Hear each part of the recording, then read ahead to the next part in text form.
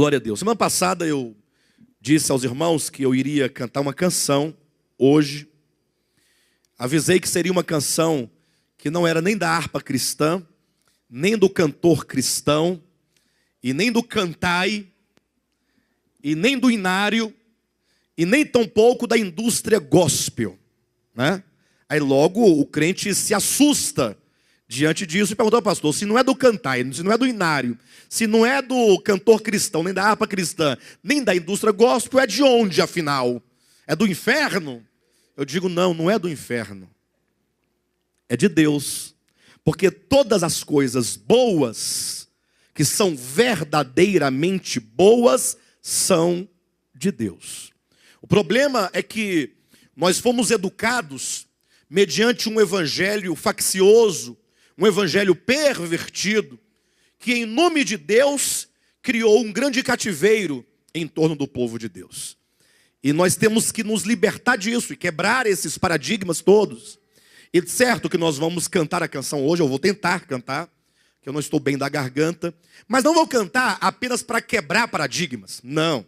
Eu vou cantar porque é uma canção que traduz uma verdade essencial, traduz uma verdade grande, uma verdade profunda, e não é uma verdade nem antibíblica, muito menos extra-bíblica, pelo contrário, é uma verdade bíblica. Uma verdade difícil não de aceitar, mas é uma verdade difícil de experimentar, porque vai demandar de você uma ousadia e uma coragem muito grande. Daqui a pouco nós vamos cantar a canção. Lá nos meados da mensagem, eu vou convidar aqui duas irmãs e um irmão para me ajudar, e nós vamos cantar. Os irmãos vão entender o motivo por que então essa canção é importante que seja cantada hoje aqui neste ministério. Bem, nós estamos dentro de uma série de mensagens, talvez não seria bem uma série em razão do tempo, porque nós não definimos um número de mensagens que serão ministradas sobre esse tema geral, que é o reino de Deus está dentro de vós.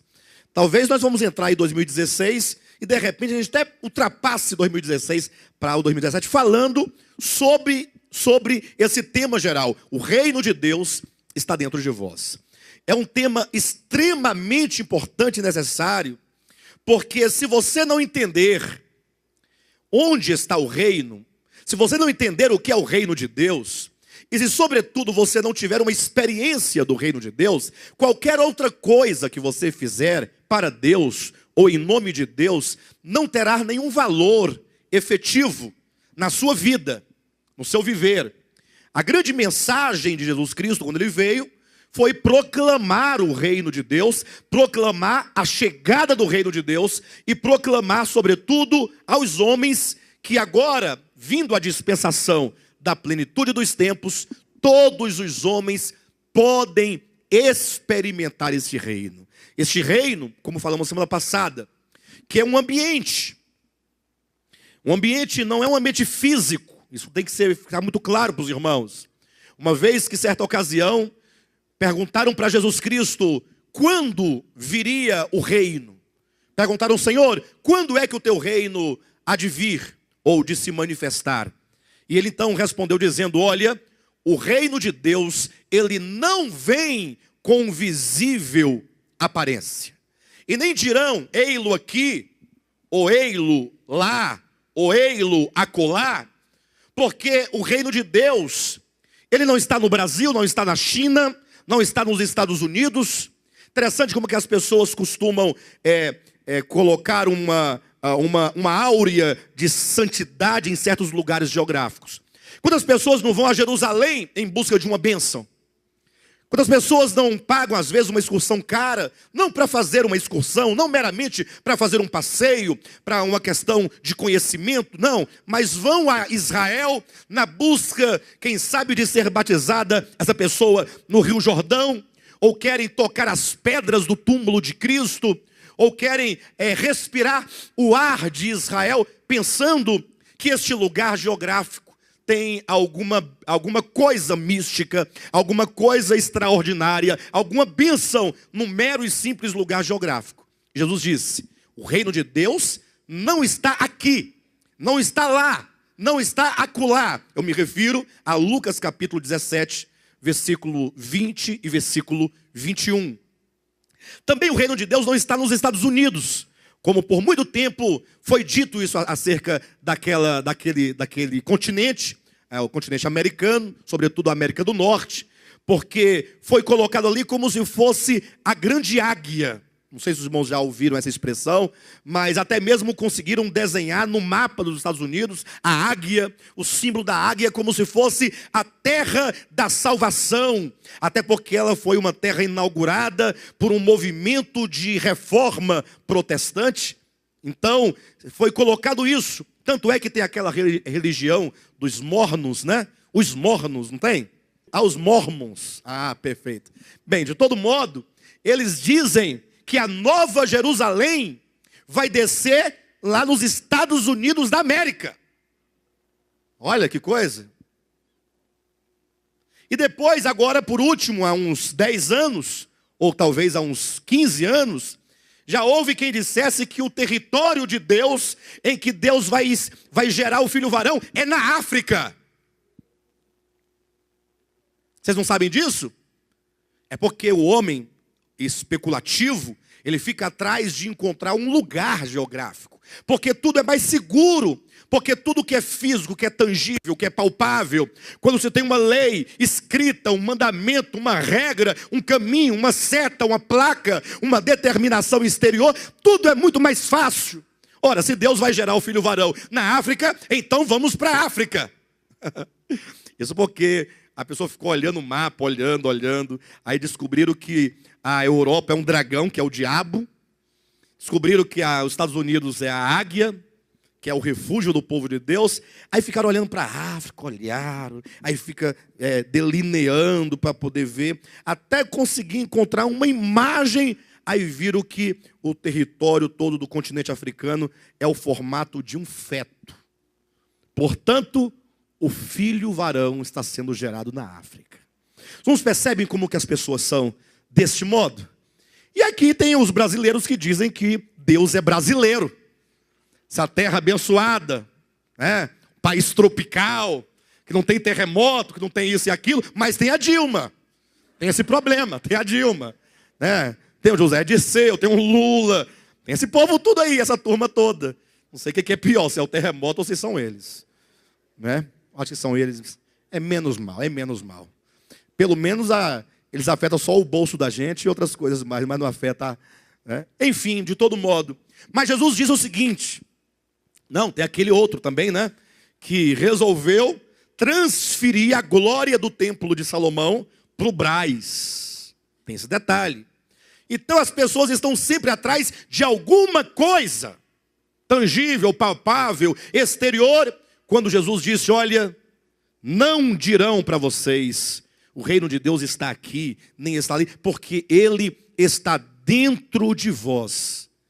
Ele está dentro de vós. E essa expressão, certamente, está de acordo com o apóstolo Paulo, que em outra ocasião, falando acerca de Jesus Cristo, da vida, da redenção, da salvação, do Espírito eterno de redenção, ele disse, olha, certamente a palavra de salvação, a palavra não está longe de vocês. Ora, se não está longe, está onde, apóstolo Paulo? Ele diz, está na tua boca e está no teu coração. Olha como que ele é claro, dizendo, ninguém diga quem subirá aos céus para trazer do alto a Cristo, ou quem descerá ao inferno para trazer Cristo de dentre os mortos. Ou seja, a vida cristã genuína não vai para o Brás, não vai para Jerusalém, não vai para a América, não vai para a África, não vai ao Brasil, ou vem para o Brasil, e nem tampouco, certamente, procura buscar a Deus nos céus, a Cristo nos céus, ou nos infernos. Não, o reino de Deus está dentro de vós, a palavra está na tua boca e no teu coração. Deus criou o homem com espírito humano, esse espírito humano é a centelha de vida divina dentro de nós, e portanto, você precisa entender que a palavra da fé, que traz a experiência deste reino, está no seu coração. não está em outro lugar. Em nenhum outro lugar. De maneira então, que se nós não tratarmos com o nosso coração, porque o nosso coração, muitas vezes, cheio de entulho, um coração cheio de engano, um coração cheio de mentira, é possível então que nessa situação você perca o desfrute e você perca a experiência do reino de Deus.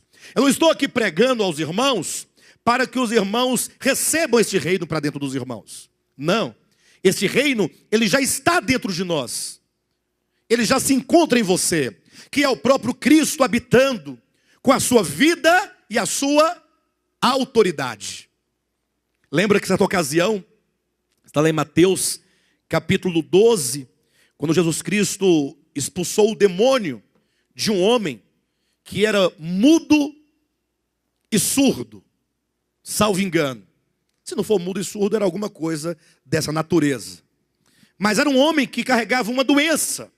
E nós sabemos que as doenças de todos aqueles enfermos dos evangelhos estão ali não somente para falar de enfermidade física, mas sobretudo para representar as enfermidades da alma, as enfermidades do pecado. Não que Deus ou Jesus não cure o corpo físico, cura também.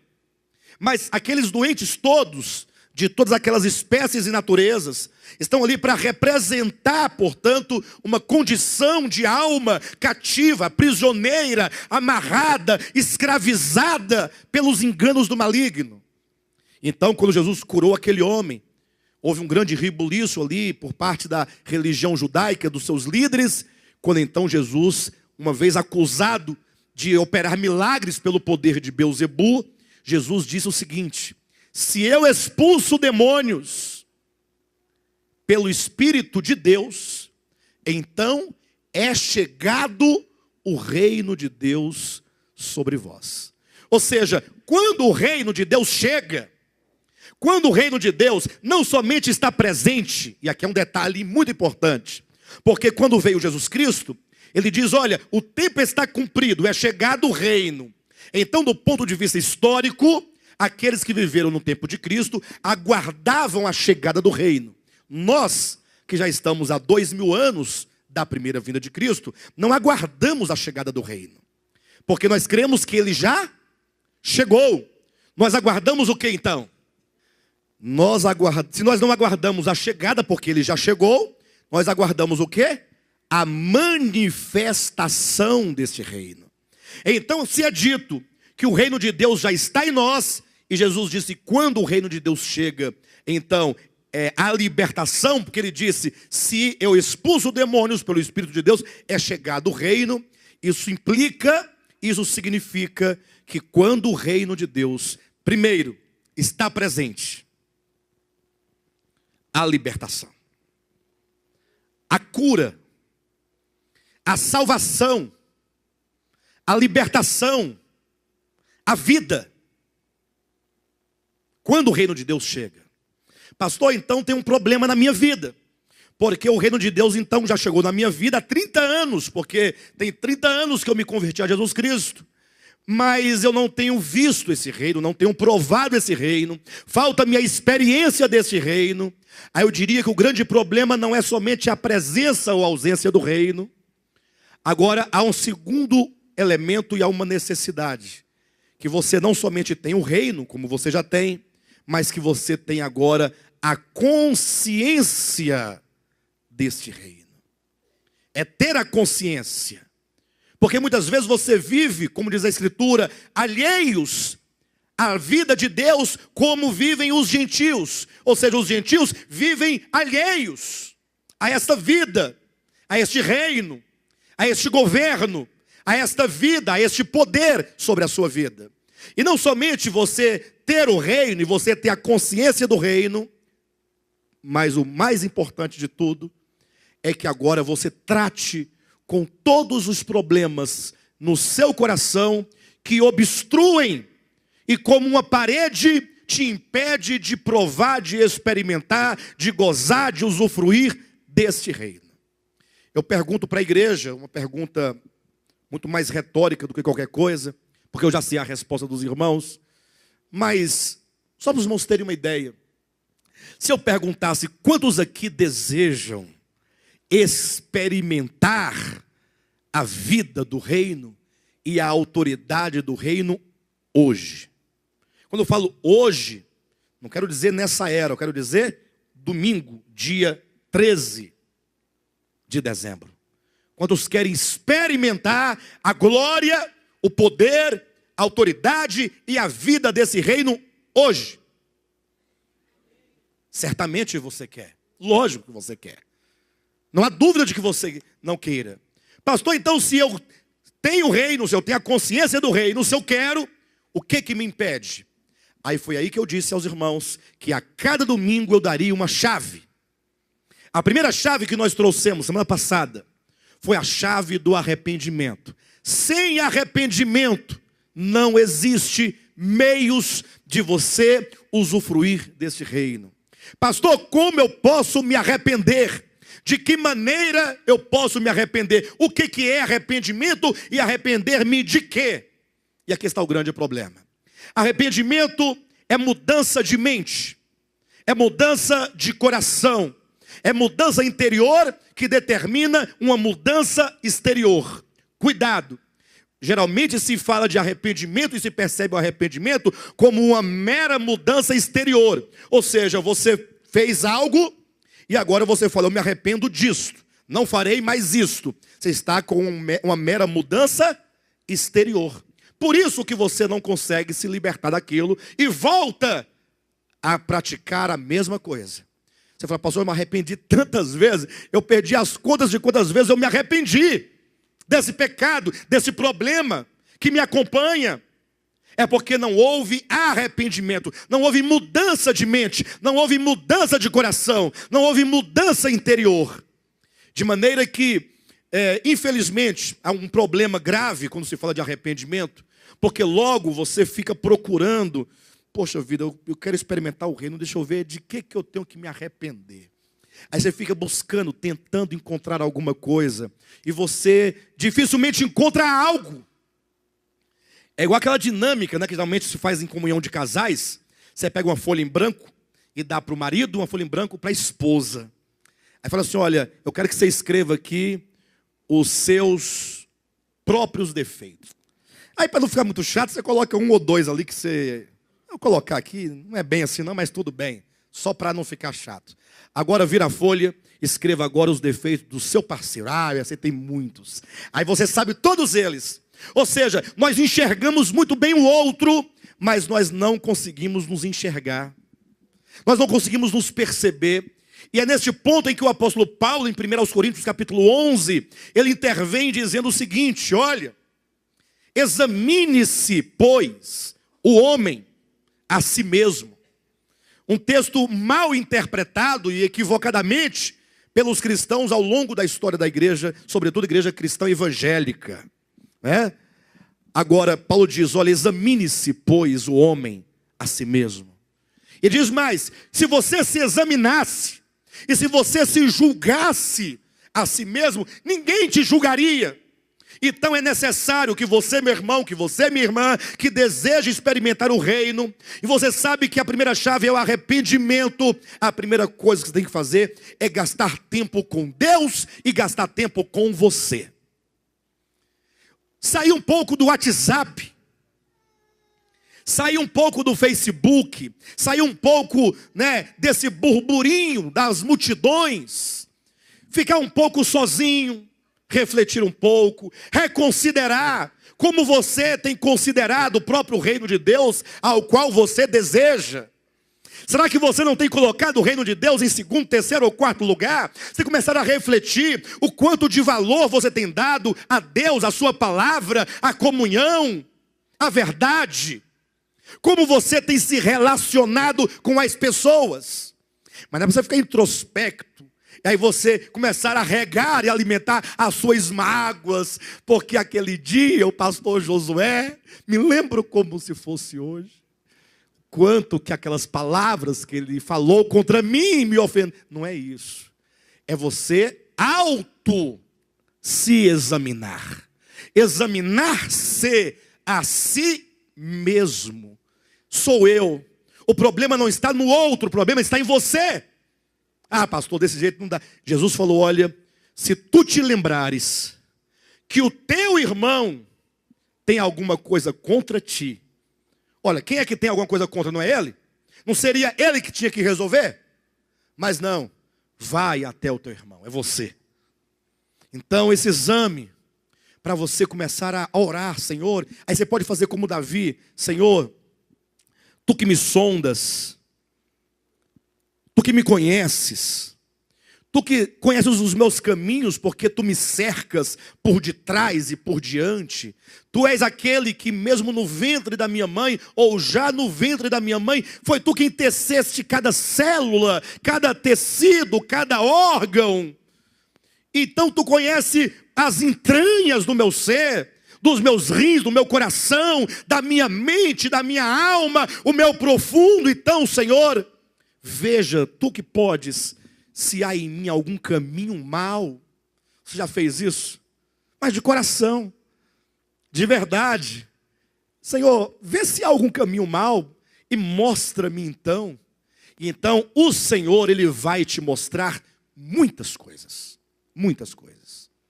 E quando Ele te mostrar então, você ter ciência disto, aí você poderá, por meio do Espírito Santo, operar o arrependimento. De que maneira? Você olhar para aquela situação, para aquela palavra, para aquele comportamento, para aquela atitude, para aquilo que o Espírito Santo te revelou, e você então falar, Senhor, eu quero abominar isso. Eu não quero amar o ódio, eu não quero amar a mágoa, eu não quero amar o ressentimento, eu não quero cultivar a angústia, eu não quero cultivar a depressão, eu não quero cultivar o medo, eu não quero cultivar os palavrões, a ira, a contenda, a inimizade, eu não quero cultivar isso. E você começar a abrir mão de si mesmo, isso é arrependimento. Se há mudança interior, quando você diz, Deus está certo, a sua palavra está certa, e portanto isto não agrada a Deus, você tem um novo posicionamento. Você agora não está mais em busca da satisfação dos seus desejos e dos seus sentimentos, mas você está em busca da satisfação do coração de Deus. E aí você então começa a abrir uma fresta no coração, para que a luz do reino de Deus entre e comece a operar na sua vida. E elas começam a conversar qualquer coisa, bobagem, quando não tem nada de futuro ou de específico para conversar. Não passa 10 minutos, logo as pessoas estão falando umas das outras. É assim ou não é? Não é natural que isso aconteça? Não é natural? Quando eu digo natural, quero dizer, não é comum isso acontecer? Aí você logo está dizendo daquele irmão, aí você consegue identificar os defeitos dele, você consegue identificar os erros dele. Você consegue não somente apontar o erro, mas você consegue explicar hermeneuticamente o erro dele. Você consegue construir todo um argumento apologético de defesa a você. Não é assim? Que eu sou o que você é e que o ser humano é que todos nós somos.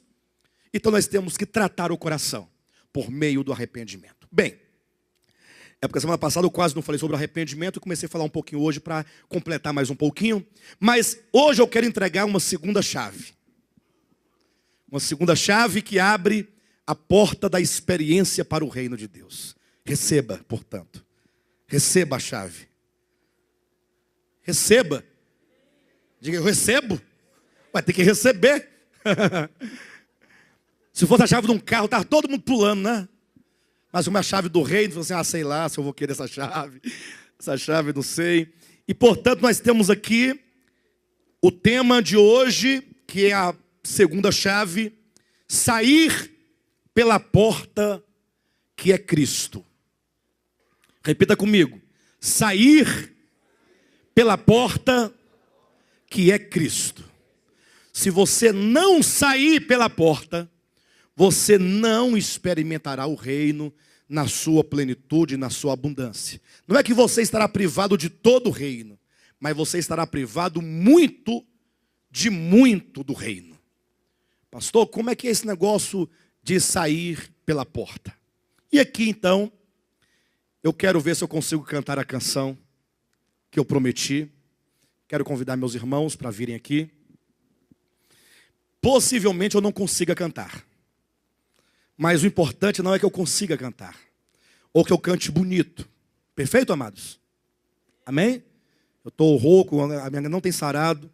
Mas o importante é que vocês compreendam a letra dessa canção. É uma canção que poucas pessoas entendem ou entenderam algum dia. Aí eu faço questão de ir à internet para saber o que as pessoas estão dizendo sobre a música. Misericórdia, irmãos. Como que a verdade, numa canção tão simples, numa letra tão clara, tão explícita, está oculta por causa da cegueira. Cegueira em todos os âmbitos. Cegueira da religião. A cegueira na educação, na cultura. E as pessoas, portanto, são manipuladas. As pessoas são feitas escravas. São mantidas escravas por homens perversos, homens maus, que oprimem. Eu quero dizer para os irmãos que na minha história, e esta é uma das razões por que eu quero cantar essa canção. Eu costumo dizer que essa canção é minha.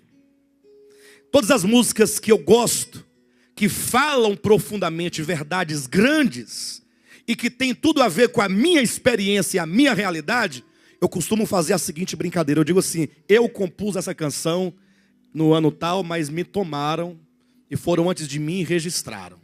É só uma brincadeira para com isso querer dizer que essa música ela é muito verdadeira aqui dentro de mim. Não é algo que eu canto porque... Não, eu canto porque eu sinto. E essa música, sobretudo, eu canto porque ela fala também de mim. Porque como todos os líderes, com raríssimas exceções, quando foram levantados por Deus, não compreendiam este posto de liderança. E por não compreender, e a não compreensão existe por várias razões, sobretudo por cegueira espiritual, eles acabam tomando as pessoas que Deus confiou e vai amarrando as mãos e os pés e colocando vendas nos olhos, tapões nos ouvidos e acaba manipulando as pessoas. E ao invés de criar um povo livre, acaba criando um povo escravo. A religião escraviza, como muitas outras coisas escravizam. Mas quando a pessoa tem um desejo de fazer a coisa certa, na medida que ele vai cavalgando, que ele vai caminhando, as visões ou a visão vai se clareando. E na medida que a visão clareia, ele vai entendendo que pessoas não são gado que você amarra, que você ferra, que você tange, que você mata. Pessoas não estão a serviço seu, de líder algum. E eu sei que as igrejas evangélicas, sobretudo aquelas mais pentecostais, vão falar mal de mim. Porque essa música está sendo gravada, transmitida, e vai ficar gravada e transmitida na internet. Eu sei disso. Mas pode observar que de onde sair um falando mal, é alguém que ou está com suas raízes no cativeiro, ou está com o cetro de ferro na cabeça do outro. Porque essa música diz que o verdadeiro líder levantado por Deus, ele liberta as pessoas, ele não domina sobre as pessoas. Pelo contrário, ele ensina as pessoas a serem livres para servirem verdadeiramente a Deus. Prepare o seu coração para as coisas que eu vou contar. Eu venho lá do sertão, eu venho lá do sertão, eu venho lá do sertão, e posso não lhe agradar. Talvez eu desagrade você. Aprendi a dizer não, ver a morte sem chorar, pois a morte, o destino tudo, a morte, o destino tudo, tudo estava fora de lugar, e eu vivo para consertar. Não é assim que o líder faz? Ele não vive para consertar as coisas? Mas como é que se deu isso? Na boiada já fui boi, mas um dia me montei, não por um motivo meu, ou de quem comigo houvesse, que qualquer querer tivesse, porém por necessidade do dono de uma boiada, cujo vaqueiro morreu. Os irmãos podem dizer glória a Deus? Que Deus levanta pessoas para cuidar do seu rebanho. Só que às vezes, esses que são levantados não sabem fazer porque não têm visão espiritual. E o que acontece? Boiadeiro muito tempo, laço firme, braço forte, muito gado, muita gente, pela vida segurei, vivia como num sonho, que boiadeiro era um rei. Boiadeiro é rei? Boiadeiro é rei? Mas o mundo foi rodando nas patas do meu cavalo, e nos sonhos que fui sonhando, as visões se clareando, vai clareando, as visões se clareando, até que um dia acordei. E aí? Quando você enxerga, quando você acorda, quando a visão clareia, você pode dizer: então não pude seguir, valente em lugar tenente, pois dono de gado e de gente, porque gado a gente marca, tange, ferra, engorda e mata, mas com gente é diferente. Se você não concordar, não posso me desculpar, não canto pra enganar, vou pegar minha viola, vou deixar você de lado e vou cantar noutro lugar. Na boiada já fui boi, boiadeiro já fui rei, não por um motivo meu, ou de quem comigo houvesse, que qualquer querer tivesse, por qualquer coisa de seu, por qualquer coisa de seu, querer ir mais longe que eu. Então não pude seguir, valente em lugar tenente, e dono de gado e de gente, porque gado a gente marca, tange, ferra, engorda e mata, mas com gente é diferente. Se você não concordar, não posso me desculpar, não canto pra enganar, vou pegar minha viola, vou deixar você de lado e vou cantar noutro lugar. Na boiada já fui boi, boiadeiro já fui rei, não por mim nem por ninguém, que junto comigo houvesse, que quisesse ou que pudesse, por qualquer coisa de seu, por qualquer coisa de seu, querer ir mais longe que eu. Mas o mundo foi rodando nas patas do meu cavalo, e já que um dia montei, agora sou cavaleiro, laço firme, braço forte, num reino que não tem rei. Essa canção termina dizendo: num reino que não tem rei. E aí fica um pouco estranho, porque alguém fala: mas e Jesus não é o rei? Não, ele quer dizer que Aí eu vou dizer um pouco da música para os irmãos, antes de ler a Escritura, antes de ler João capítulo 10, Gálatas capítulo 3. Imagine só, o autor começa dizendo assim, olha, prepare o seu coração. Aí vai uma dica para você.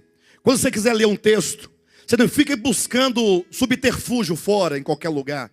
Leia o texto, entenda o texto está dizendo, está falando com você. Apenas ouça o que ele está dizendo e você entenderá. Sabe por que tem muita gente que não entende a Bíblia? Porque ele está lendo uma coisa pensando em outra. Ele está querendo que a doutrina dele, o costume dele, a verdade dele se encaixe aqui dentro. Esqueça o que você acha, o que você pensa, o que você sabe e apenas ouça o texto. Apenas ouça. Se você começar a escutar, ele falará com você. Ele diz, olha, prepare o seu coração para as coisas que eu vou contar. Ele vai dizer, olha, eu venho lá do sertão. Aí logo alguém pensa, então ele deve ser camponês, deve ser roceiro. Não, é porque sertão, em literatura, significa o mundo. Já dizia Guimarães Rosa, né, que o sertão é o mundo. O mundo é o sertão. Você pode ler Grandes Sertões Veredas, você pode ler, por exemplo, Euclides da Cunha, Os Sertões, em que ele vai demonstrando todo o território brasileiro como um grande sertão. Então esse indivíduo, dentro dessa visão, dizendo assim, olha, eu sou uma pessoa que eu andei muito, que eu rodei muito, uma pessoa vivida, tecnicamente falando, um cosmopolita. Alguém que saiu do seu quadrado, saiu do seu território, saiu da sua zona de conforto e se expôs à vida. E é somente quando você se expõe, quando você se liberta, que você começa a compreender algumas coisas que a sua vidinha, que a sua religiãozinha, que os seus dogmazinhos não te permitem enxergar. Só que ele adianta, eu vou dizer algumas coisas que você pode não se agradar, mas não tem problema, lá no meio ele vai dizer, se você não concordar comigo, eu não vou me desculpar, porque essa verdade, ela não está aqui para ser dita depois desculpada. Simplesmente eu vou deixar você de lado, eu vou cantar a minha história em outro lugar para outras pessoas. E qual é a história que ele vai contar que pode desagradar a muita gente? Qual é a história que ele vai contar que pode desagradar a muita gente? Não é pouca não, é muita. É muita, mas porque o número de líderes religiosos são muitos, é muito grande. Qual é a história? Ele diz, olha, na vida eu aprendi a dizer não, aprendi a ver a morte sem chorar. Ou seja, eu aprendi muitas coisas e tudo o que ele vai dizer que ele aprendeu não está de acordo com o senso comum, não está de acordo com o vulgo, porque o vulgo não sabe dizer não. O vulgo só sabe chorar diante da morte porque não conhece a morte e não sabe o que é depois da morte, que é a vida. Então vem o clamor, vem as lágrimas, vem o choro. Ele vai dizer porque a morte, o destino, tudo, onde eu olhava, estava tudo fora do lugar. E é exatamente isso que inspira alguém a se levantar para liderar um povo. É para ajudar a colocar as coisas no seu devido lugar. Não é para outra coisa, é apenas para falar assim, olha, você precisa enxergar isso, veja. Então quando a pessoa vê, ela se liberta. Ela se liberta. Só que o começo de toda liderança, na sua maioria, não é assim. Aí ele vai contando a história dele. Na boiada já fui boi. Ou seja, um dia ele não era líder, ele era como todos. Ele estava no meio do povo. Ele estava no meio do povo comum. Mas um dia me montei. Ou seja, tornou-se um boiadeiro para cuidar dos bois. Quando ele diz, mas um dia me montei, ele diz que num dado momento da sua experiência, ele assume liderança.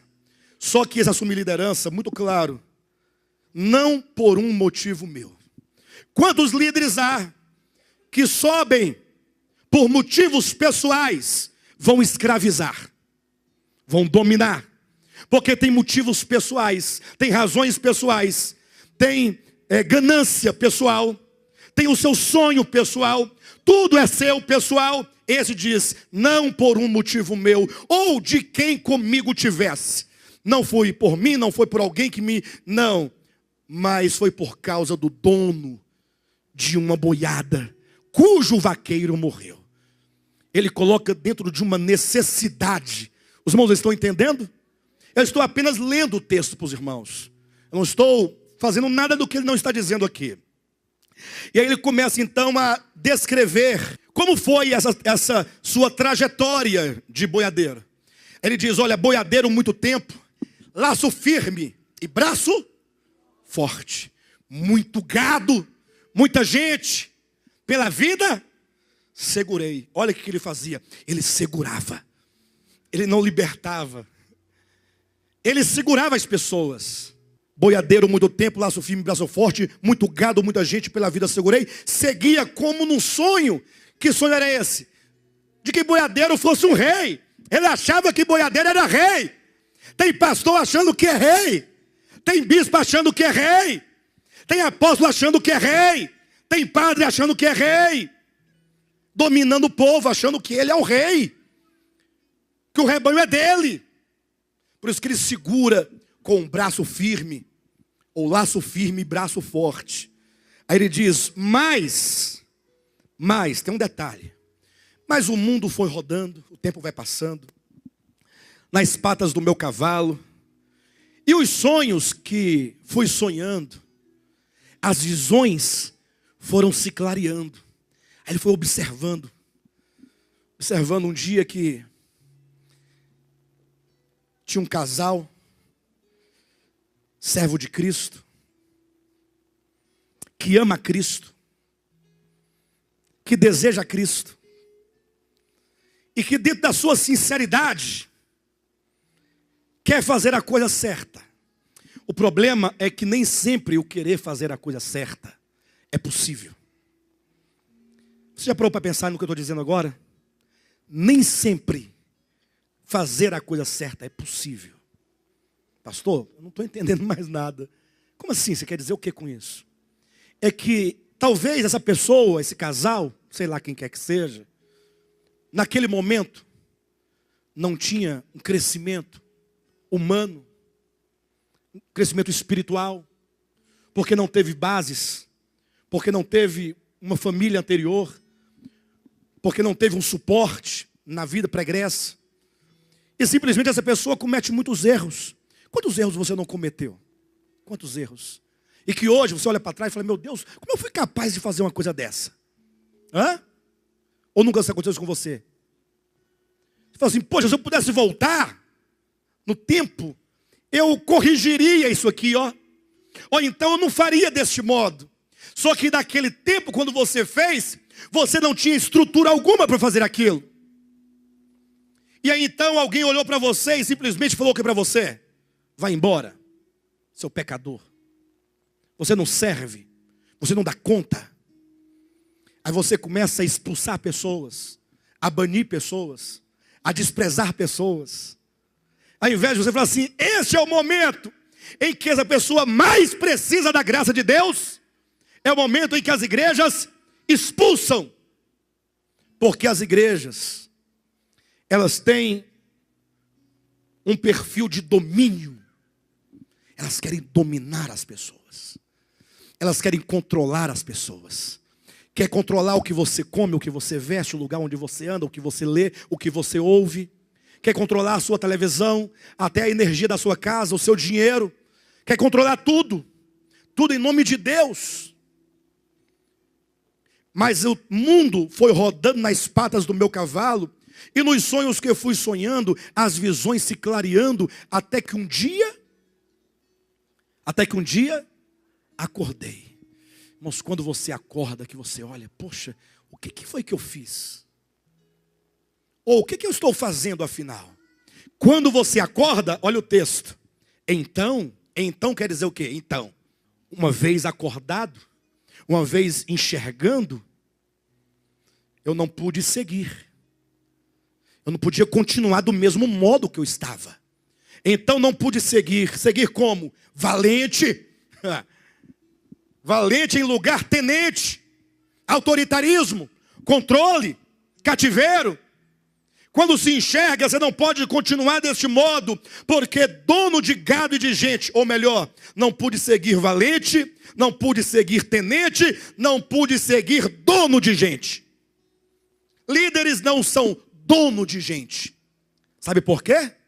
Porque gado a gente marca, a gente tange, a gente ferra, engorda e mata. Mas com gente é diferente. Por isso que ele vai encerrar dizendo: e já que um dia montei, quando diz, e já que um dia montei, quer dizer, se eu pudesse voltar, ficar lá no meio do povo, eu voltaria para não ter toda essa situação. Mas já que um dia montei, porque quem monta não desmonta. E já que um dia montei, tudo bem. Agora sou cavaleiro, não sou rei. Agora sou cavaleiro. Laço firme, braço forte. Você não pode perder a firmeza. Porém, num reino que não tem rei. Não que Jesus não seja o rei, mas que não há homem que seja rei sobre o outro. Agora cante dizendo para o seu irmão, agora você também pode falar a mesma coisa. Prepare o seu coração para as coisas que eu vou contar. Eu venho lá do sertão. Eu venho lá do sertão. Eu venho lá do sertão. E posso não lhe agradar. Gente, que coisa linda, né? Não é melhor que cantar aquelas músicas gospel? É ou não é? Aquelas músicas que mentem sobre Deus? Que lançam maldição na sua vida? Aprendi a dizer não, ver a morte sem chorar. E a morte, o destino tudo, a morte, o destino tudo, estava fora de lugar. E eu vivo pra consertar. Na boiada já fui boi, mas um dia me moldei. Não por um motivo meu ou de quem comigo houvesse, que qualquer querer tivesse, porém por necessidade do dono de uma boiada, cujo vaqueiro morreu.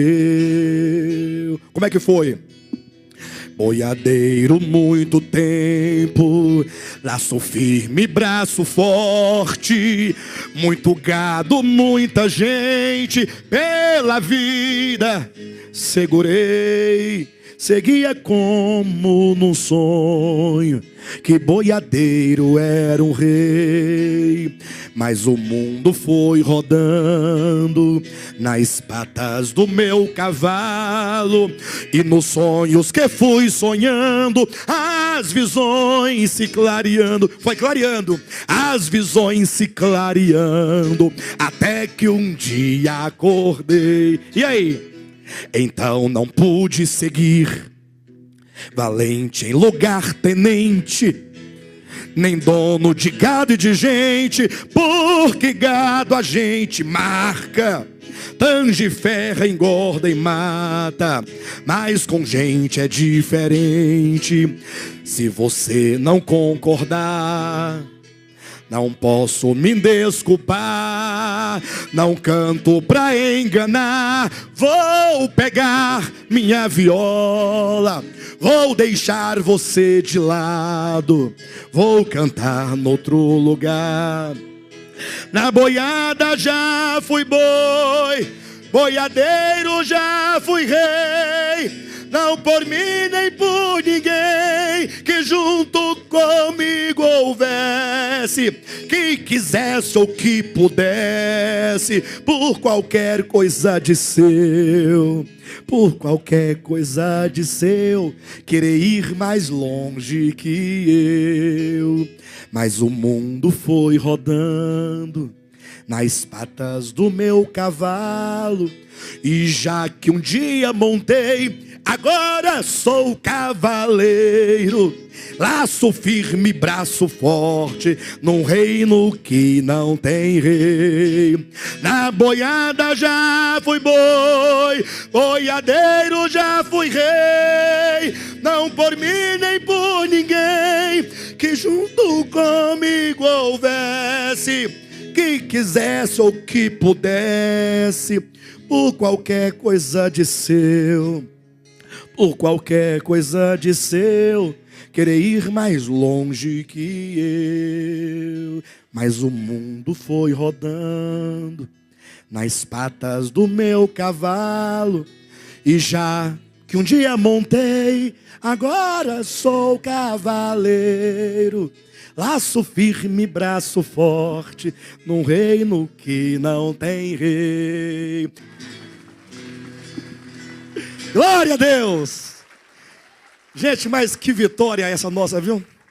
Que vitória é essa? Eu falava talvez há um ano e meio atrás, 2, a dificuldade de cantar uma canção que não fosse do inário numa comunhão de casais para a esposa, lembra? Bem, mas tudo isso, o que importa é que os irmãos entendam que o objetivo não é cantar música secular, não é o objetivo. Não é simplesmente afrontar, mas é demonstrar que mesmo em lugares ditos não evangélicos, não dentro desse quadrado, existem pessoas que conseguem enxergar aquilo que evangélicos não conseguem enxergar. Pastor, mas isso aí é coisa de Jair Rodrigues, de Geraldo Vandré? É Geraldo Vandré, é coisa desse povo revolucionário. A Bíblia não é assim, não é? Você já leu porventura João capítulo 9 e João capítulo 10? Como meu tempo é muito pouco, ou seja, meu tempo não, o tempo ele passa muito rápido. Eu não vou ler o texto, mas eu vou mencionar, vocês têm o dever de em casa ler o capítulo 9, capítulo 10 de João, e também o capítulo 3, o capítulo 4 de Gálatas, porque esses 4 capítulos, 2 de João e 2 de Gálatas, tratam exatamente dessa situação. Fala de cativeiro. João capítulo 9, trata-se ali de um episódio da cura de um cego. E aqui eu chamo a sua atenção para mim. A cura de um cego de nascença. Queridos, em nome de Jesus, observe isso. Ouça isso. Bem, pessoal, vamos entender isso então. Quando nós olhamos para os evangelhos, você tem que dar uma atenção especial ao evangelho de Mateus e ao evangelho de João, em especial. E olhá-los de uma perspectiva relacional. Ou seja, você tem que ler Mateus e relacioná-lo com João, procurando ver a identidade de ambos e procurando ver em que sentido um livro complementa o outro. Porque quando você lê Mateus, e Mateus é o livro do reino, nós estamos falando sobre o reino. Quando você lê Mateus, se você lê de verdade, você não chegará ao capítulo 8 sem querer bater a sua cabeça na parede. Você é levado ao desespero, porque o evangelho de Mateus, ele vai descrevendo toda a ambiência do reino, ele vai descrevendo os cidadãos do reino, e ele vai descrevendo a natureza desses cidadãos, e portanto ele vai dizendo como é a vida de um cidadão do reino, como deve ser o viver de um cidadão do reino. E aí você fala assim, bem, eu só posso estar fora desse reino, porque eu não me encaixo dentro desse livro, porque Jesus chegou ao absurdo, de dizer o seguinte, olha, Hernani, olha para mim claramente, quando alguém dentro do seu estabelecimento, olha que coisa forte, te ferir na face direita, você não deve odiá-lo, você não deve se irar contra ele, você não deve proferir palavras de julgamento contra ele, você simplesmente, com o coração totalmente cheio de amor, perdoando o seu inimigo, você não somente deve perdoá-lo e amá-lo, você tem que ter uma atitude heróica. Você tem que ir além do amor e além do perdão. Como é que é ir além do amor e além do perdão? É não somente amando-o, mesmo ele te ferindo na face, e perdoando-lhe, oferecer a outra face para ele bater. Pastor, mas não basta amar e perdoar? Não está bom, não chega por aqui? Não. O reino de Cristo tem o Espírito de Cristo. Eu não estou pregando para vocês, estou pregando para mim e para vocês. Entenderam?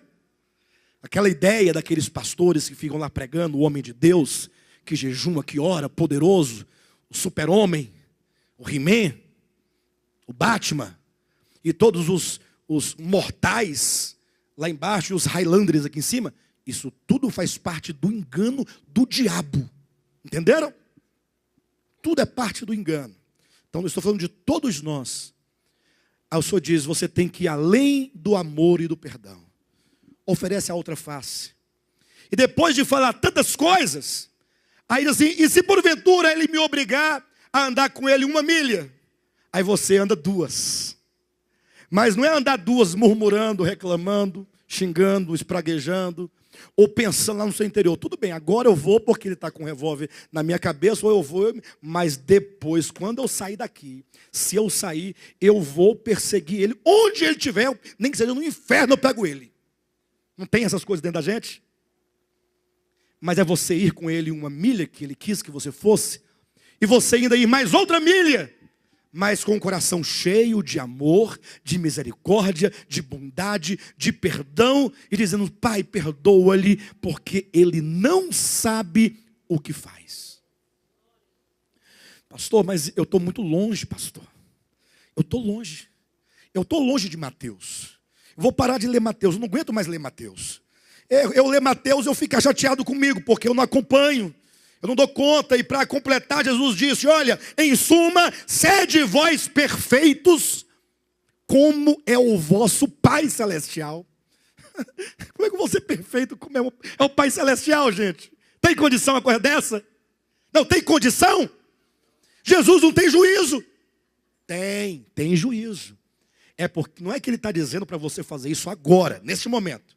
Ele sabe que você não dá conta de fazer agora, ele sabe. Eu sei que você não dá conta, eu sei que eu não dou conta. De ser perfeito, não. Como meu Pai Celeste, não. Eu sei disso. Às vezes você está num bom dia, você até consegue perdoar, liberar, esquecer, mas tem dia que você não dá conta. Como é que é a sua vida? Na sua casa? Não é assim mesmo? Bem, mas é por isso que tem o Evangelho de João, que está aqui ao lado de Mateus para dizer, Mateus fala da vida do reino, da experiência do reino, mas João fala que Jesus, ele se aproxima de Nicodemos, da mulher samaritana, do paralítico do tanque de Betesda, de uma multidão faminta, de uma multidão sedenta, de uma mulher pega no flagrante ato de adultério. Ele se aproxima de um cego de nascença.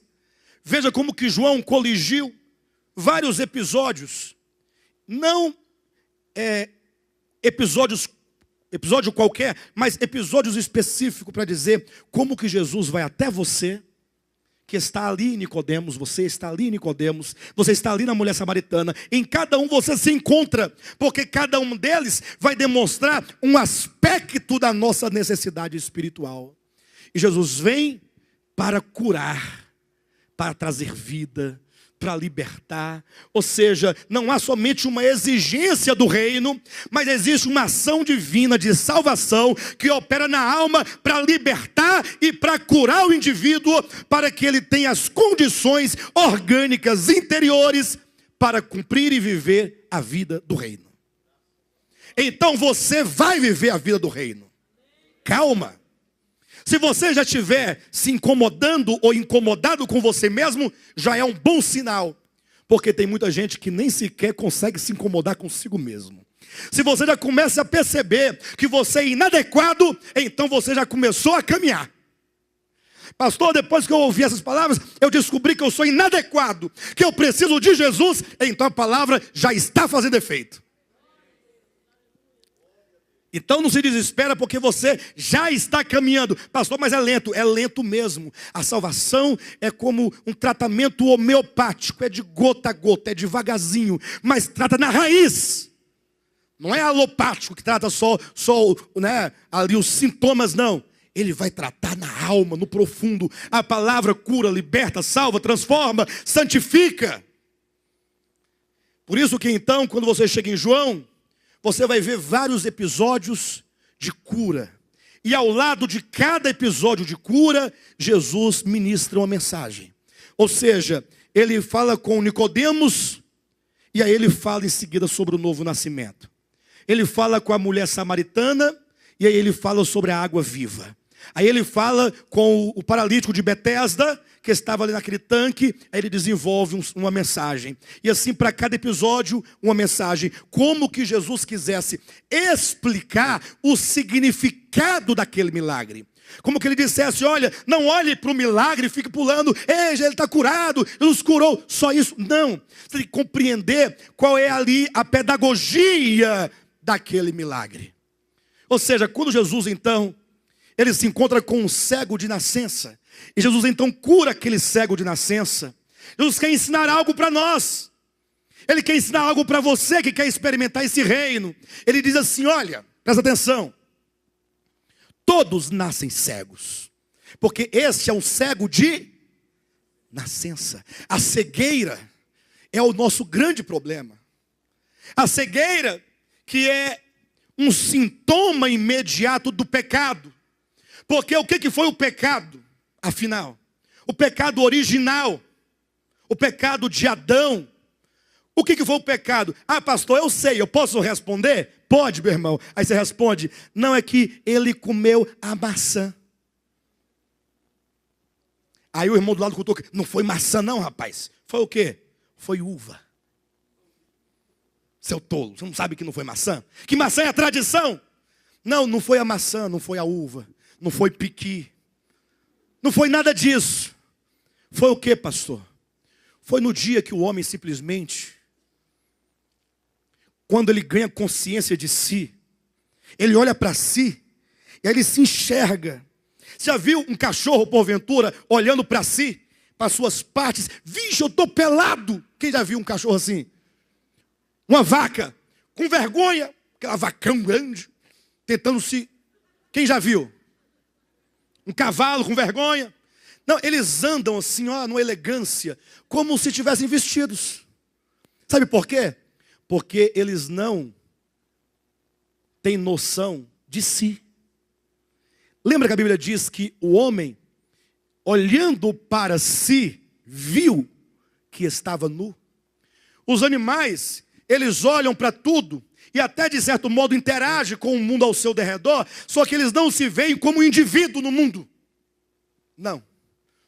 Então o que foi o pecado? Foi quando o homem, percebendo-se enquanto criatura individual, surge o eu, surge o tu, e ele diz assim, por que que eu, superior a esses animais, colocado sobre essa terra para governar, por que que eu tenho que viver submisso a Deus, servindo a Deus, se eu posso ter a minha própria vida?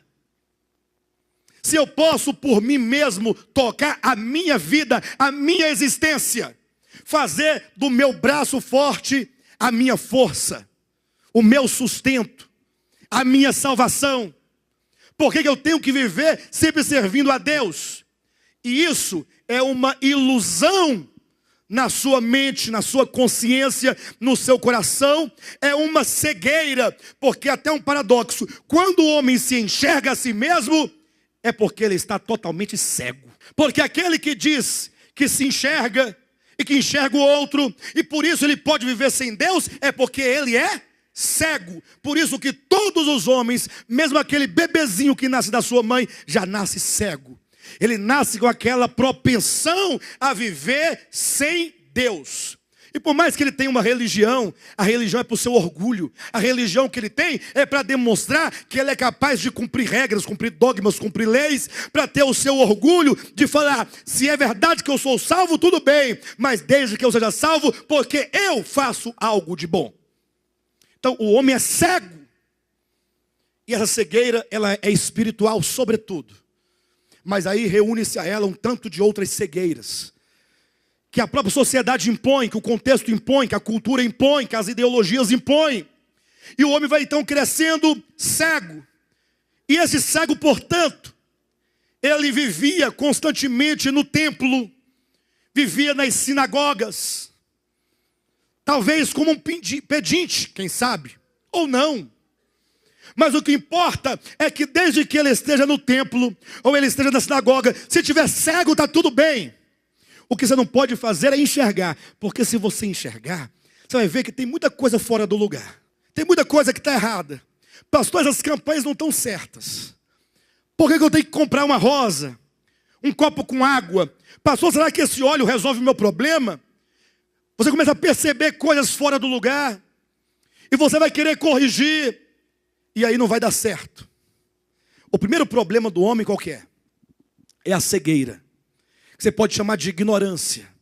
E que tem raiz aonde? Na cegueira original, na ilusão original, na ignorância original, por achar que se enxerga, não enxergar. E por isso você quer viver sem Deus. Mas então Jesus vem para curar a sua visão. Ele vem para te libertar. Ele disse, olha, e conhecereis a verdade, e a verdade vos libertará. Se, pois, o Filho vos libertar, verdadeiramente sereis livres. Aí vem o Filho para libertar. Aí ele começa a tirar as escamas dos olhos. Você lava os seus olhos no tanque de Siloé. Siloé quer dizer enviado. São as águas apostólicas. É a palavra apostólica. A palavra que te lava os olhos. E você passa a enxergar. E aquele cego agora enxergando, ele agora pensa, qual é o lugar, o primeiro lugar que eu devo ir? Qual é? Ah, para a sinagoga. Ou que seja o templo, ou vice-versa. Eu quero ir para os meus irmãos que me conheceram cego, para dizer para eles que agora eu estou enxergando. Jailson pensa numa alegria que vai ser quando os meus irmãos me virem curado. Não vai ser? O que você acha?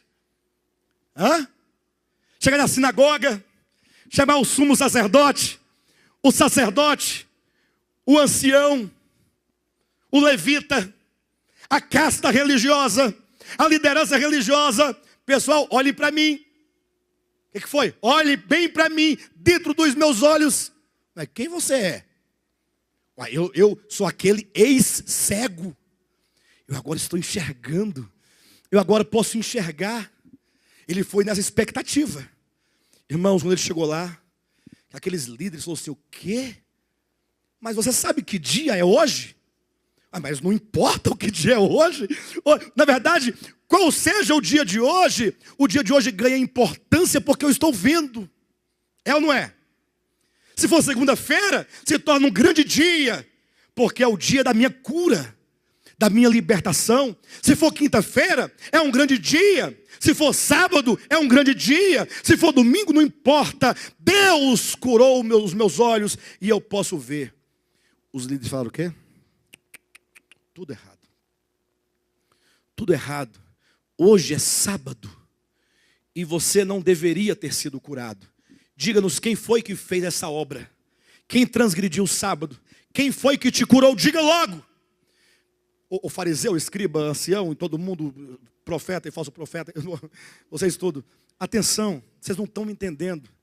Eu era cego. Agora eu estou vendo. Não interessa que continuasse cego. Que continuasse cego. O importante não é você, é o dia. Olha o que a religião faz com as pessoas. O que importa é o seu dinheiro. O que importa é aquela aparência que você mantém no meio do povo. O que importa não é o que você sente, o que você vive, o lugar que dói em você, não importa. O que importa é aquilo que você pode produzir. Ainda que você esteja morrendo, a religião não se importa com pessoas. Elas vão criar um cativeiro para manter as pessoas. Eu sei que essa discussão desse cego, ou melhor, desse ex-cego, com os líderes religiosos, chegou a um ponto tão grande, que os líderes religiosos, está no capítulo 9 de João, expulsaram o homem que agora enxergava do templo. Sabe por que ele foi expulso? Sabe por que não? Porque templos e sinagogas não são lugares para quem enxerga. Templos e sinagogas são lugares para os cegos. Só os cegos não criam problema dentro dos templos e das sinagogas. Pastor, o que eu estou fazendo aqui? Bem, primeiro que aqui não é templo. Aqui também não é sinagoga. O que é, pastor? Isso aqui é um galpão, para você não ficar no relento. De modo que aqui nós nos reunimos, como poderíamos nos reunir em qualquer lugar, até numa praça pública. É lógico que nós faríamos isso numa situação bastante difícil. Nós não vamos escolher uma praça pública apenas para ficar dizendo que é humilde. Isso é bobagem. Isso é aparência. Se você pode estar aqui de baixo, você vai ficar aqui de baixo. Se não puder, é outro departamento. É outra situação. O que não pode fazer é transformar isso aqui num templo, num lugar sagrado, com homens sagrados, com homens santos e com povo pecador, que fica na dependência desses homens supostamente santos para receber uma oração, para ser abençoado. Fica nesse jogo como se você dependesse de homens para servir a Deus. Você não precisa de homens. Você é sacerdote na casa de Deus. Você é sacerdote na casa de Deus. A igreja é um reino de sacerdotes. Ah, pastor, então eu estou entendendo. Então você deve ser o sumo sacerdote. Não, vocês não estão entendendo nada. Todos nós somos sacerdotes. Eu sou sacerdote. Você, sacerdote. A irmã, sacerdotisa. Todos nós. Pastor, o que significa ser um sacerdote? É que você pode ir diretamente a Deus. Você não precisa de pastor, nem de bispo, nem de apóstolo, nem de padre, nem de papa, nem de pai de santo, nem de ninguém. O caminho já está aberto, livre. Todos podem entrar diante de Deus. Todos podem entrar. Devemos nós orar uns pelos outros? Sim. Mas nada de você achar que a oração do pastor é mais forte que a sua. Isso é mentira do diabo. Não, porque a oração do pastor é mais forte. Não, estende o pescoço para colocar a mão. Para de bobagem. Um dia desse chegou um rapazinho aqui para mim, depois do culto de quarta-feira. Pastor, ore por mim. Ele era primeira vez que ele tinha vindo. Eu falei assim, e qual é o motivo da sua oração? Eu quero que você ore por mim, para que eu possa produzir os frutos do Espírito Santo, conforme Gálatas 5:22. Eu falei assim, faz o seguinte, eu não vou fazer uma oração por você não, você vem aqui na semana que vem, 1 hora mais cedo, eu vou te dar um estudo bíblico, para você compreender essas coisas. Ele voltou? Voltou? Que é oração, para produzir o fruto do Espírito. Como se eu tivesse o poder de liberar. Agora, eu poderia instruí-lo acerca disso, para que ele, enquanto um sacerdote diante de Deus, pudesse sim, com atitudes de sacerdote, ter esses frutos, ou esse fruto liberado. Então chega um ponto e fala, não vou orar por você, porque você não precisa de oração. Você está precisando de instrução. Você tem que compreender algumas coisas. Ah, esse pastor não ora pela gente, esse pastor é frio. Não, você que é escravo, você que tem sido enganado. Templos e sinagogas não são lugares para quem enxerga, porque lá é um cativeiro. Quem diz que templos e sinagogas são cativeiros foi o próprio Jesus. Saindo cego, coitado, expulso. E quando alguém é expulso de um lugar, porque o pastor expulsou, diz que nem ia me dar carta. Ó, nem deu carta, me expulsou. A pessoa que está expulsa, o expulsado, ele fica triste, não fica? Fui expulso. E agora? Todo mundo lá no aprisco, ou melhor, na sinagoga fala mal de mim. Se eu estou endemoniado. E agora eu estou errante sem ninguém. Quando ele olha, Jesus para na frente dele. Já estou agora em João capítulo 10. Jesus diz assim, e aí, tudo bem com você? Você está enxergando bem, de fato? Ele falou assim, sim, mas e quem é o Senhor? Aí Jesus fala assim, eu sou aquele homem que te curou. Ah, então o Senhor foi quem me curou? Sim. Aí Jesus começa a contar-lhe uma parábola. Em outras palavras, Jesus, eu quero explicar para você o que aconteceu com você. E por que você foi expulso. E saiba, a melhor coisa do mundo que lhe aconteceu, depois de ser curado, é ter sido expulso. Coisa boa é ser curado e coisa boa é ser expulso. Porque quando você é expulso, você já não serve mais para as sinagogas. É porque você não serve para os templos. E ser expulso significa liberdade. Você agora não vai ter ninguém com um cetro na sua cabeça. Você agora vai conhecer a Cristo, aprenderá a ser livre. Não para dar ocasião à carne, mas para servir a Deus com verdade. Com consciência limpa, tranquila, sem acusação, sem macumba, sem gafanhoto, sem maldição, sem pressão, sem medo do inferno, do diabo. Você agora vai ter uma experiência que jamais você teve. Jesus falou assim, olha, atenção, falando para o ex-cego, vocês aí, atenção, todo mundo olha para cá. Aí todo mundo olhou para Cristo, aquela multidão. Ele disse, olha, eu sou o bom pastor. Eu sou o bom pastor. O bom pastor, atenção, o que ele faz? Não, o bom pastor, disse Jesus, eu sou o bom pastor. O bom pastor, ele faz um cercadinho de arame farpado. Naquele tempo era farpado, hoje é cerca elétrica. Naquele tempo era arame farpado, hoje é cerca elétrica. Aí o bom pastor faz um cercadinho, todo mundo aqui, para fazer o que eu mando. E eu vou criar umas regras totalmente inúteis, que não servem para nada, é só para dominar vocês. E aí as regras não têm mais fim, porque eles vão arrumar regra de todo tipo, desde uma presilha no cabelo, um perfume que você usa, baseado em textos lá do Antigo Testamento, um batonzinho, uma unha pintada, uma saia que seja calça, um vestido, uma comida que você come um dia da semana, uma carne que você não pode comer. Aí tem uns que pregam que não pode tomar Coca-Cola, outros não podem tomar uma outra bebida que seja qualquer outra, um vinho, qualquer coisa. Vão arranjando coisa. Esse é o bom pastor que faz, não é, irmãos? O bom pastor faz isso, não é? Todo mundo aqui. E se alguém tentar fugir, o cajado vai comer aqui. É assim que diz o texto bíblico? Eu sou o bom pastor, disse Jesus. Corrigindo agora o que a religião deturpou. O bom pastor, ele dá a vida pelas ovelhas. Na verdade, ele morre para a ovelha viver. Eu vim para que tenham vida e a tenham em abundância. Só que tem um problema.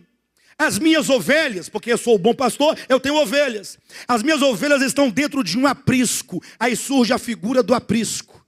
O que é aprisco, pastor? É curral. É curral. Onde cerca ali o lugar, colocam-se um coxo, um lugar mal cheiroso, úmido. Tem ali o feno no chão, aquelas palhas de arroz. E ali as ovelhas faz xixi, faz cocô, gofa, faz tudo ali. Pensa num lugar apertado, um lugar oprimido. Elas ficam ali presas. Coitadas. Jesus disse, as ovelhas estão dentro de um aprisco. O aprisco é um cativeiro. Só tem um problema, disse Jesus. Muitos entraram lá para poder cuidar dessas ovelhas no aprisco. Só tem um detalhe. Jesus disse aqui no texto de João capítulo 10. Esse que entrou, que não é o pastor, ele não entrou pela porta, porque na porta tem um porteiro. Tem um porteiro. E o porteiro não vai deixar um estranho entrar. Vai? Então, chegou lá o indivíduo, queria entrar, para poder arrancar a lã da ovelha, comer a carne da ovelha, bater na ovelha, maltratar a ovelha, chutar a ovelha, beliscar a ovelha, tirar o dinheiro da ovelha, lã, couro, tudo. O Espírito Santo não deixou ele entrar, porque o Espírito Santo é o porteiro. Ele foi procurando um lugarzinho, não tinha janela, só tinha uns muros altos. Aí ele disse, eu vou pular esse muro aqui. Eu vou pular esse muro. Aí surge a figura, sabe de quem? Quem é que pula muro? Quem pula muro é ladrão. Se bem que os ladrões de hoje são mais modernos, entram pela porta, né? Elegantemente. Sobretudo aqueles prédios lá de São Paulo, do Rio de Janeiro, bem caro. Bem vestido, aquelas bolsas entram, né? Mas a ideia aqui é daquele que salta o muro. Aquele que não entra pela porta é ladrão e salteador. Esses que entram saltando o muro, ele vem para matar, para roubar e destruir. Ah, pastor, muito bem, eu me lembro desse texto. Salvo engano, seria João capítulo 10, versículo 10, que diz que o bom pastor dá a vida pelas ovelhas, mas que o diabo vem para matar, roubar e destruir. Bem, quem disse para você que é o diabo foi o ladrão. O ladrão, querendo se esconder ou esconder a sua identidade de ladrão, disse para você que aquele que está ali consumindo as ovelhas é o diabo. Mas atenta para a sua Bíblia, lá não diz diabo, lá diz o ladrão veio para matar, roubar e destruir. E quem é o ladrão, pastor Alexandre? É o mercenário. Está no texto sagrado. João 10. São os líderes que se auto-levantaram, que se auto-fizeram, que se auto-declararam. E eles então têm um motivo particular, eles têm um motivo próprio para querer ser líder. Por isso que o autor da música, que não é ladrão, disse que na boiada já fui boi, boiadeiro, mas um dia me montei, não por um motivo meu. Os verdadeiros líderes não nascem por um motivo pessoal. Mas o ladrão, que no texto lá de João 10, imediatamente, diz respeito àquela casta de liderança, de fariseus e escribas, de anciãos e sacerdotes, que oprimia o povo, que lhes roubava os dízimos, que lhes roubava as ofertas, que colocava sobre o povo um jugo que eles mesmos não eram capazes de levar. E Jesus disse, mas chega um momento em que o bom pastor vai até o aprisco. E o que o bom pastor fez no aprisco? Ele diz, eu sou a porta das ovelhas. Eu sou a porta do aprisco. Se o aprisco é um cativeiro, aqui em João 10 ele está ali para significar o quê? Para significar o judaísmo, ou melhor, a religião da lei. Ou melhor ainda, para significar a própria lei. Ou seja, Deus deu a lei lá no Sinai, não deu?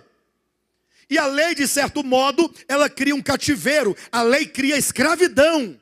Quem diz isso é o apóstolo Paulo em Gálatas capítulo 4. Diz que a lei, que é o monte Sinai na Arábia, representado metaforicamente por H, gera para escravidão. Portanto, o aprisco é a escravidão da lei. Mas isso era provisório. Foi necessário. Paulo diz em Gálatas capítulo 3, versículo 17, que a lei foi dada até que viesse o descendente. Foi uma necessidade de Deus para preservar, para manter, para guardar, para proteger, até que viesse o tempo que viria a filiação, o espírito de filiação. Então, quantos entraram no aprisco da lei, antes de Cristo, entraram pela porta. Quem é a porta? Eu sou a porta. Entraram pela porta. Entraram na esperança do Messias. Entraram porque a lei anuncia o Messias. Entraram para a lei na expectativa de que o Messias viria. E você? Você um dia também recebeu a Cristo, lembra disso? Só que talvez você tenha se convertido num aprisco. Sim, num templo, numa sinagoga. Não judaica, eu quero me referir a um lugar religioso, em que talvez havia ali alguns ladrões, que estavam arrancando a lã das ovelhas, o couro das ovelhas, beliscando a ovelha, mordendo a ovelha, matando as ovelhas, usurpando as ovelhas, que não são dele, ou deles.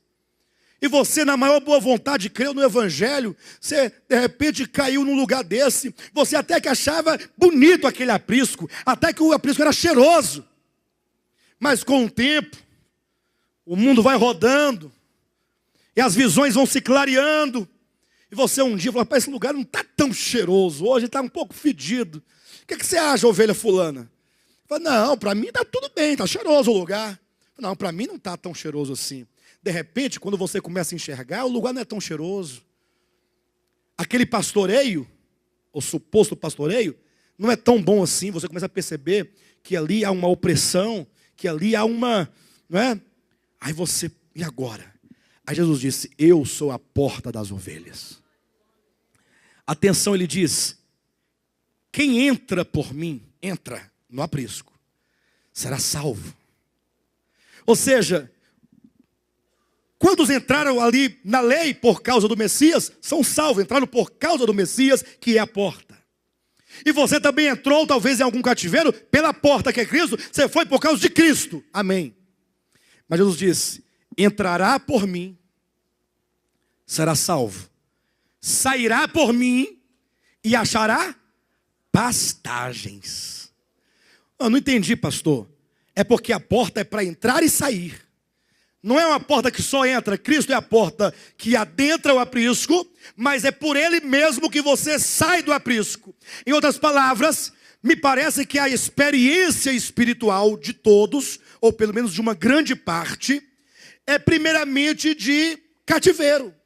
Me parece que mesmo de Cristo para cá, nós entramos por Ele, mas é necessário que você saia por Ele.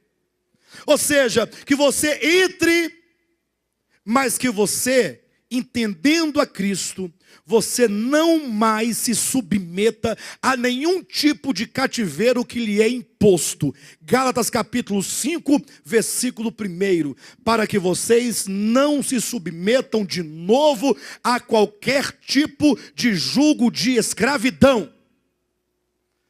E aí nós temos a escravidão da lei e temos a escravidão dos homens que eles impõem. Quando líderes malvados criam cativeiro e criam todas as regras. Evangelho não é regra. Evangelho é o poder de Deus para a salvação de todo aquele que crer. Não é possível se ter uma verdadeira experiência do reino se você tem uma vida cristã de escravidão. Porque aquele que vive a escravidão, ele não vive o reino de Deus. Sabe por quê? Porque tudo o que ele faz para agradar homens.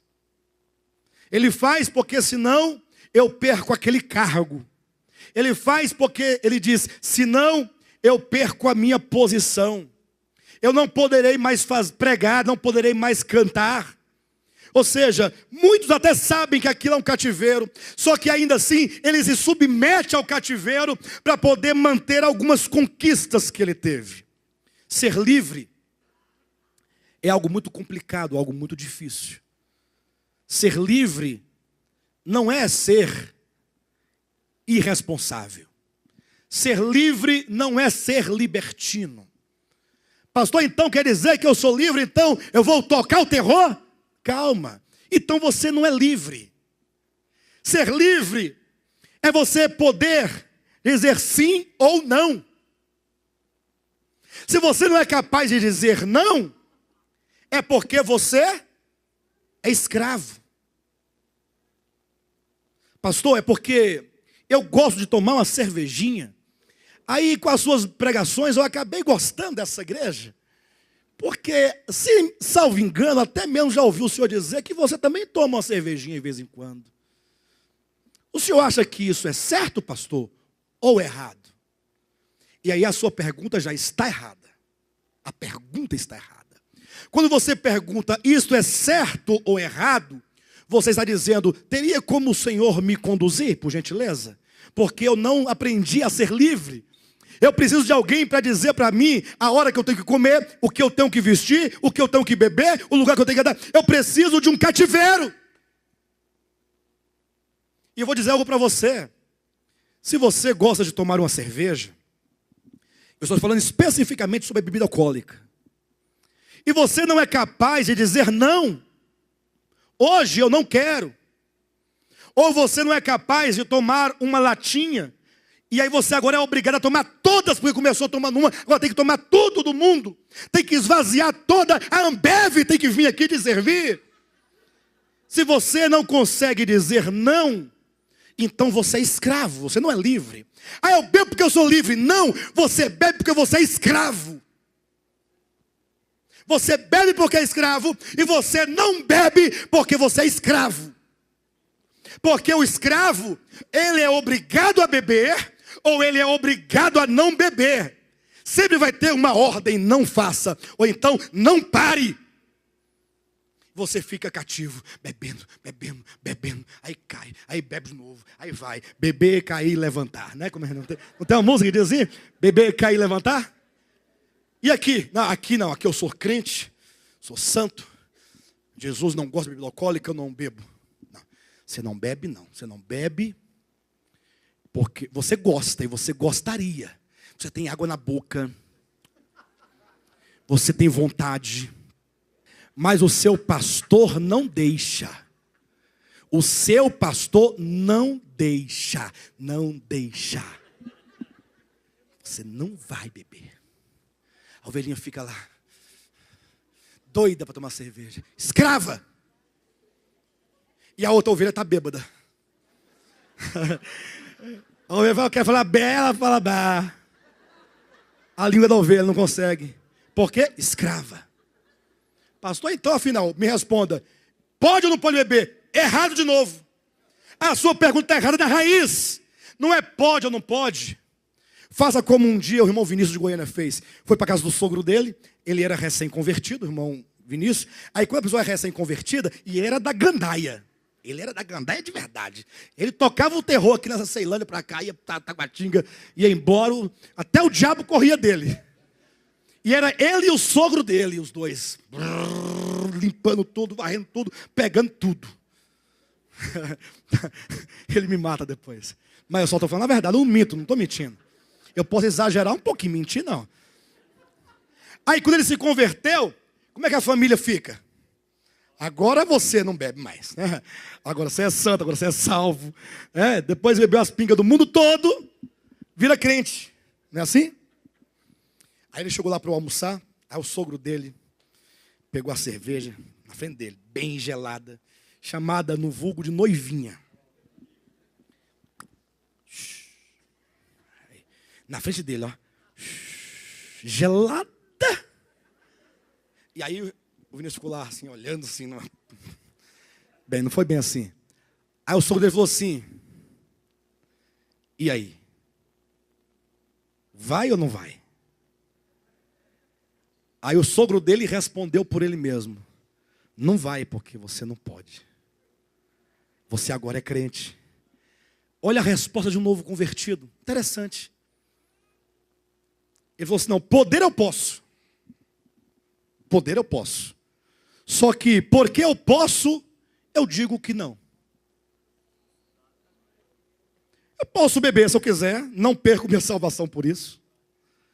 Meu pastor não vai me expulsar por isso. Só que por eu ser livre, eu digo não. Agora, você, apontou para o sogrão dele, não pode dizer não, você vai beber. Você vai beber porque você é um escravo da bebida. E você não pode ficar um almoço sem ela. Pensa numa tensão que todo mundo ficou. Agora, você sabe que eu tomo cerveja, que eu bebi a vida toda com você. Só que hoje eu digo não para ela. Agora, você não é capaz de dizer não. Entenderam? Então, pastor, mas e aí? E aí que você recebeu o Espírito Santo na sua vida? Ele habita dentro de você, o reino de Deus está dentro de você. Viva essa atmosfera. Permita que você seja feliz com Deus. E que então Ele vai te guiar, Ele vai te conduzir. A Bíblia diz que na nova aliança, ninguém ensinará jamais cada um ao seu próximo, dizendo, conheça o Senhor. Ninguém. Por que não? Pastor, mas a gente não precisa uns dos outros. A religião nos ensinou a viver debaixo de um jugo e de uma autoridade de fazer e não fazer. Pastor, comunhão com o Senhor, pastor, o que foi? Pastor, sei lá, eu sinto umas dores aqui, às vezes dá vontade de 3 vezes no banheiro, 4 vezes. Será que é pecado? Eu estou em pecado? Para de bobagem. Até para isso você quer conselho agora. Use o Espírito Santo, no sentido de que Ele é o teu guia. Ele, dentro de você, vai te ensinar todas as coisas. O problema é que nós substituímos o Espírito Santo pelo pastor, pela pastora, pelo missionário, pelo homem de Deus. Nós não queremos ir ao Espírito, nós queremos ir ao homem. Então, Não tem como haver uma verdadeira experiência do reino enquanto você estiver dentro do cativeiro. Eu preciso só fazer uma pequena correção no seu pensamento. Mas só 5 minutinhos para poder fechar. Existe hoje em dia, por causa desta mensagem, essa mensagem aqui é a mais pura verdade. E por causa dessa palavra, em razão de um desconhecimento do restante da Escritura, existe um movimento novo, que tem sido vulgarmente intitulado Os Desigrejados. Já ouviram essa expressão? Nunca ouviu? Quem já ouviu? Os desigrejados. O que seria um desigrejado? Não, alguém que, por entender a sua liberdade em Cristo, que ele tem o Espírito Santo, que ele é sacerdote, ele pensa, eu não preciso de igreja. E aí eles começaram agora, eles estão construindo toda uma teologia para lutar contra a vida prática da igreja cristã coletiva. Eles dizem, não existe pastor, não existe um lugar fixo, não existe nenhum tipo de organização. Como é que deve ser então? Não é, você é filho de Deus, sou filho de Deus. Se der certo a gente se encontrar um dia e fazer uma oração bem, se não. O negócio é, os desigrejados estão desenvolvendo uma teologia anti-igreja. Eu quero dizer para os irmãos que igreja, do ponto de vista bíblico do Novo Testamento, não tem nenhuma relação com cativeiro. É verdade que a maioria das igrejas evangélicas são verdadeiros cativeiros, é verdade. Só que não é a igreja de Cristo que é cativeiro, mas é aquele sistema denominacional humano, chamado de igreja, que não deveria. Então você não deve ser um desigrejado, você deve ser um desigstemado. Como é que é? Se tem um desigrejado, o que deixou o sistema é o quê? Desistemado. Desistemado. Mas vocês entenderam o que eu falei, o importante é que entenda. Eu estou apenas usando o mesmo princípio. Se é desigrejado, você tem que sair dos sistemas. Você não deve sair da igreja. Agora, é certo que a igreja que você deve congregar, porque a igreja é propósito de Deus, é plano de Deus. Foi Deus, é a Escritura, é o Novo Testamento. Foi Jesus, são os apóstolos que nos ensinam a viver vida de comunidade. Paulo escreveu carta à igreja em Filipos. Não escreveu? A carta aos Filipenses. Como é que ele começa a carta dele? Graça e paz aos bispos, aos diáconos e aos santos que vivem em Éfeso. Ora, se ele diz bispos, diáconos e santos, é porque ele reconhece que existe uma igreja que reconhece tais ofícios. São ofícios. Assim como na sua casa, o seu pai, ele tem que ter a liderança da sua casa. Mas não é uma liderança para te oprimir, para te bater, para te esculhambar, para te oprimir, para te ofender. Não, é aquele pai que ele tem o cuidado de fechar a porta, de desligar o gás, de trazer o recurso, o dinheiro, que a mãe vai cozinhar para poder alimentar o filho, para dar um banho no filho, para vestir o filho, para educar o filho, para que esse filho cresça saudável, integralmente, espiritual e corpo. Não é isso que é o lar?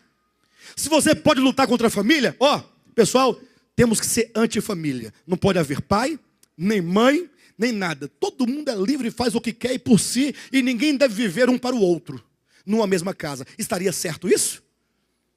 O mesmo erro acontece se você transferir esse pensamento para a igreja.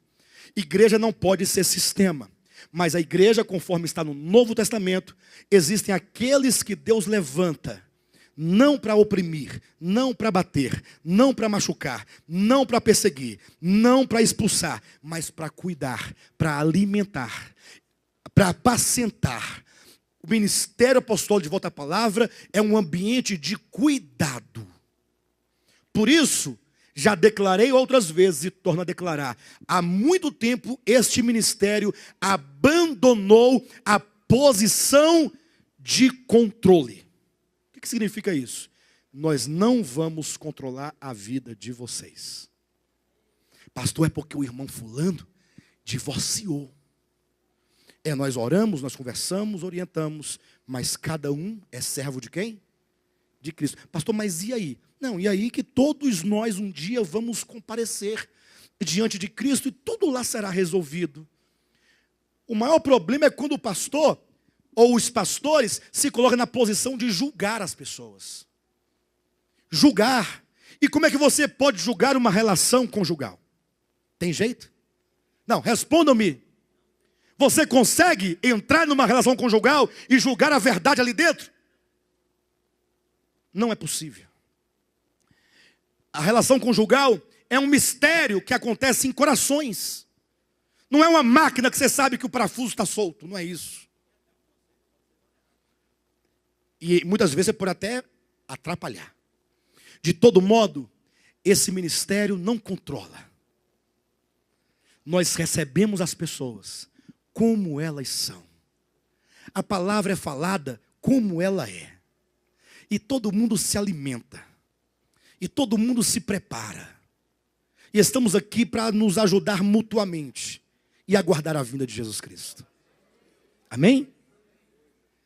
Então, se você permanecer no cativeiro, nunca jamais poderá ter uma verdadeira experiência do reino de Deus. Esta é a segunda chave. Sair do aprisco pela porta que é Cristo. Amém?